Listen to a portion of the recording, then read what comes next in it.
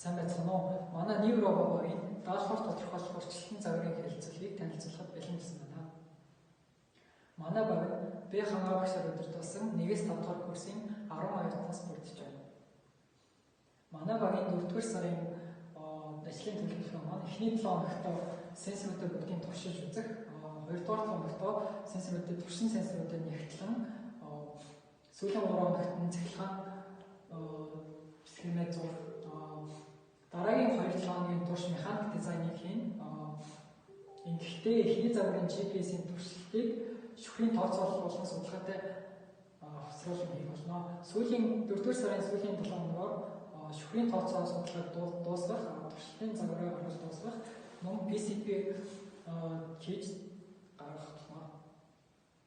Манай багийн зорилго нь агаарт хүрсэн рүүг нь чөлөөт дуунах явцтай шүхрээ дэлгэн доктортойгоор бууж даалгаврыг гүйцэтгэх нь даалгаврын зорилгын хүрээнд бид дараах зорилтуудыг тавьсан. Үүндээ эхлээд амжилттай газардуулахын тулд тооцоолол туршилтыг маш нарийн хямар хийх ёстой. Саад даваа аюулгүй давж өгөгдсөн байршилд очих ёстой.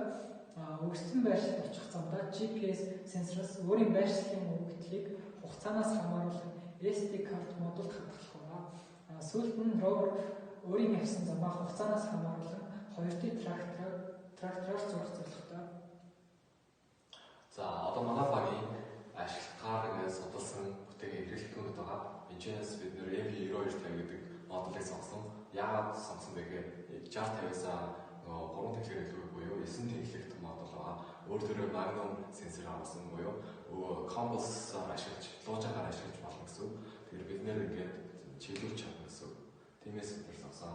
Харин энэчнээс бол GPS Neo 6 гэсэн GPS модулыг сонгосон байгаа. Энэс харуулах ер нь бол үзүүлэлтийн бүгд GPS модулд нийцлэх. Харин үнийн сонголтоор бол 597 доллараар гээд сонгосон.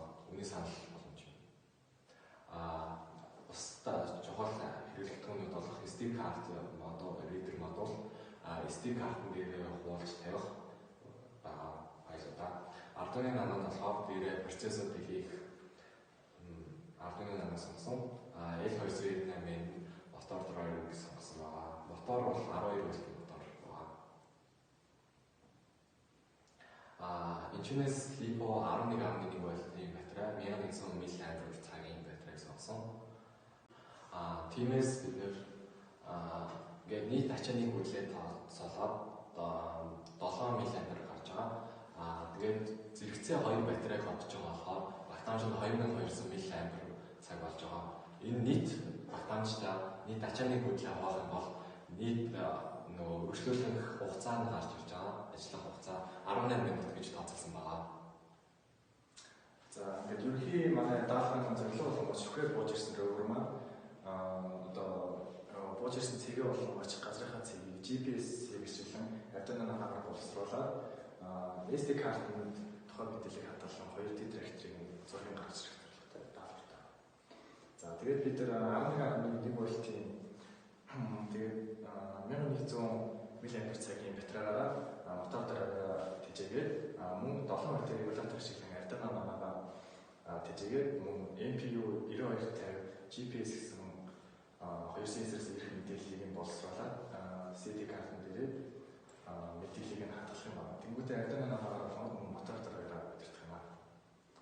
За тэгээд манай дугуйны маань механик бүтц болон юу гэхээр дугуйныхаа зөвлөгчийг бид нар 3D принтер ашиглан секвеншн хийх байгаа. Тэгээд гиснээр болоод бид нар бууж ирэх газар дах рүүмэр маань дөрвөлт болон ер нь явц замын дөрвөлтийг нь багасгах давуу талтай.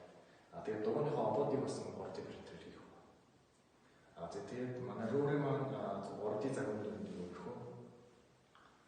Тэгээд ер нь бид нар энэ даалгаврыг ямар үед амжилттай болсон бэ гэж үзэх вэ гэхээр манай рүүмэр маань болгоод GPS болон Arduino Nano ашигласан мэдээлэл гаргасан боловсруулсан мэдээлэл CD картын дээр болгоод CD картын дээр оруулсан мэдээлэл ашиглан 2D тракторыг амжилттай гаргах байна. Ингэсэн бид нар амжилттай болсон үзэх болно.